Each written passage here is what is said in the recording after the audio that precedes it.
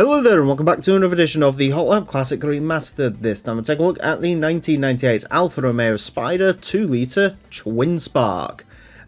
Many of you, when you think Alfa Romeo Spider, will probably think of the original Spider that went on for years and years and years, cruising through the Italian hilltops. Other people, like me, may think of the Alfa Romeo Brera, which got a convertible version, which is one of the most underratingly beautiful cars ever. It just looks fantastic. Not many people probably think of this version of the Spider, the GTV-based Spider, but that is what we've got in front of us today. A car that I think, to be honest, I'm usually a bit controversial when it comes to my takes on convertibles. I don't really think a lot of cars look better as drop tops. And the GTV certainly is one of them. The GTV Coupe, I think, is the best way to enjoy the GTV. But if you absolutely must have the wind in your hair, this is quite cool looking. I like the way the sort of line from the wheel arch wraps all the way around the hood, to the point where you get the sort of third brake light mounted in a very peculiar place. But it's all Alfa. It's all very nice looking. And of course, you get the fantastic wheels as well. In terms of how this is going to drive, well, it's GTV based, and the GTV is one of the quickest front wheel drive cars we've ever had, and Alfa Romeos with this engine just seem to be quick, so that does bode well for the Spider. But obviously we are a little bit sort of down on rigidity, and I think we're down on power as well compared to a standard GTV 2-litre TwinSpark. Front engine, front wheel drive, 356 horsepower, 1,219 kilos. Does come in this fantastic purpley blue colour. There's lots of fantastic Alfa Romeo factory colours. Of course, many of you may say it should be red, but people say that about Ferraris and they're wrong.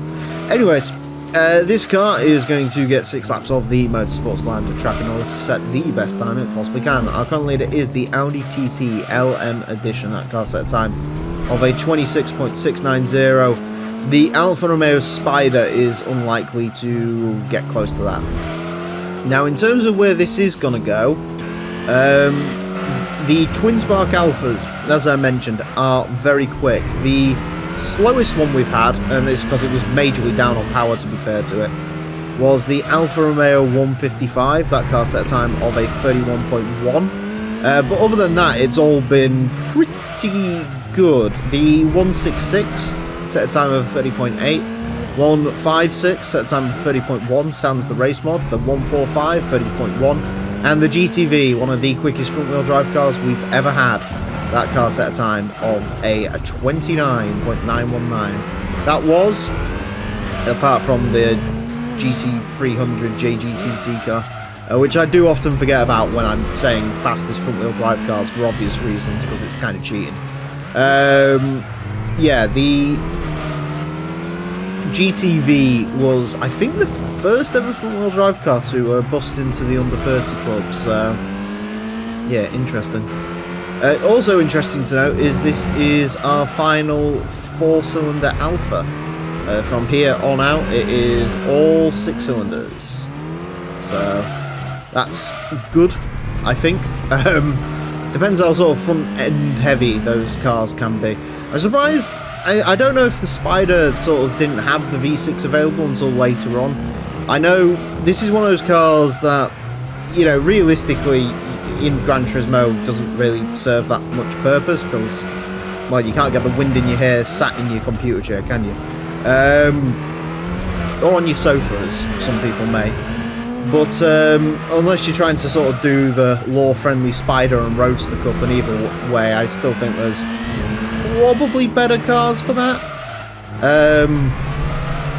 But this stuck around in Gran Turismo for a while. It was in GT4 as the 3-litre V6 model, so it stood the test of time. I'm not complaining. More Alphas is not a bad thing, but always a peculiar one. And again, it does make me wonder if the V6 sort of came along with the GTV's mid-cycle refresh.